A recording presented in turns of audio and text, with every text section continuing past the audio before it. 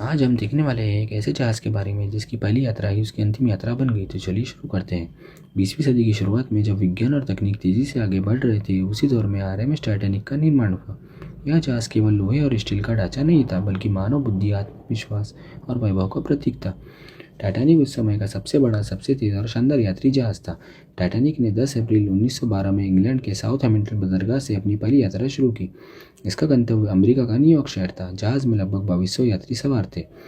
प्रथम श्रेणी में अमीर उद्योगपति और व्यापारी थे, जिनके लिए आलीशान कैबिन और शानदार भोजन की व्यवस्था थी। वहीं तृतीय श्रेणी में साधारण लोग थे, जो बेहतर भविष्य की तलाश में अमेरिका जा रहे थे। यात्रा के शुरुआती 4 दिन शांतिपूर्ण रहे। समुद्र का मौसम अनुकूल था और जहाज़ अपनी पूरी गति से आगे बढ़ रहा था। इसी दौरान टाइटैनिक को आसपास के जहाज़ों से हिमखंड की चेतावनी मिलने लगी।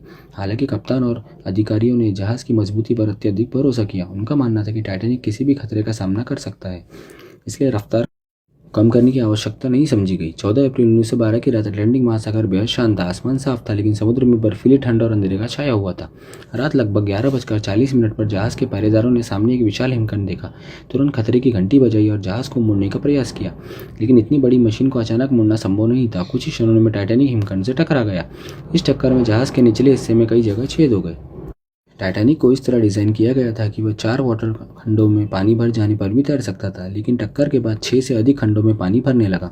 शुरुआत में यात्रियों को स्थिति की गंभीरता समझ में नहीं आई। कुछ लोग इसे मामूली झटका समझकर अपने कैबिन में ही रहे, लेकिन जब जहाज़ झुकने लगा और पानी डेक तक पहुँचने लगा, तब अफरा तफरी मच गई।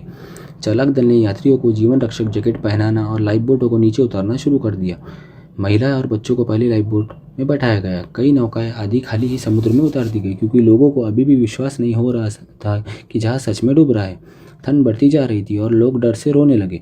धीरे धीरे टाइटैनिक का अगला हिस्सा समुद्र में पूरी तरह डूब गया और पिछला हिस्सा ऊपर उठ गया। भारी दबाव के कारण जहाज़ 2 हिस्सों में टूट गया। कुछ यात्री अपने परिवार से बिछड़ गए तो कुछ ने दूसरों को बचाने के लिए अपना स्थान छोड़ दिया। कुछ ही मिनटों में यह विशाल जहाज समुद्र की गहराई में समा गया। यह दृश्य इतना भयानक था कि जिसने भी देखा वह जीवन भर नहीं भूल सका। 15 अप्रैल 1912 की सुबह तक टाइटैनिक पूरी तरह डूब चुका था। लगभग 1500 लोगों की इस दुर्घटना में मृत्यु हो गई थी। बाद में बचाव के लिए आए जहाज कैरमोथिया ने समुद्र में तैर रहे लाइफ बोटों से बचे हुए लोगों को सुरक्षित निकाला। टाइटैनिक का डूबना केवल एक समुद्री दुर्घटना नहीं, बल्कि मानव घमंड, लापरवाही और प्रकृति की शक्ति को याद दिलाने वाली घटना है। आज भी टाइटैनिक की कहानी हमें ये सिखाती है कि तकनीक पर भरोसा ज़रूरी है, लेकिन उससे भी ज़्यादा ज़रूरी है सावधानी, विनम्रता और जीवन की सुरक्षा।